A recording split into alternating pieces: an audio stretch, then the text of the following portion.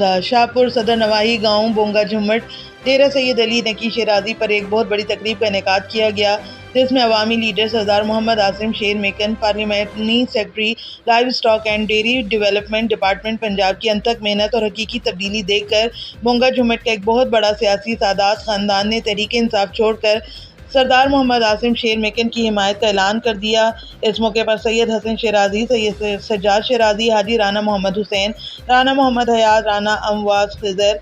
सरदार हाजी सिकंदर हयात, राना मोहम्मद हयात, सैयद अली शराजी, सैयद हुसैन शराजी, सैयद अली नकी शाह, सैयद असद अली शाह और सैयद अली जाफर शाह ने सरदार मोहम्मद आसिम शाह मेकन, पार्लिमानी secretary livestock and dairy development department Punjab Bonga Jhummat पहुंचने पर शानदार इस्तकबाल भी किया। इस मौके पर सरदार आसिफ हयात खान मेकन, कोऑर्डिनेटर हल्का PP80 अब्बास शाह हाशमी और दीगर अहम शख्सियात मौजूद थीं। रिपोर्ट जफर अब्बास, तहसील रिपोर्टर शाहपुर झावरियाँ।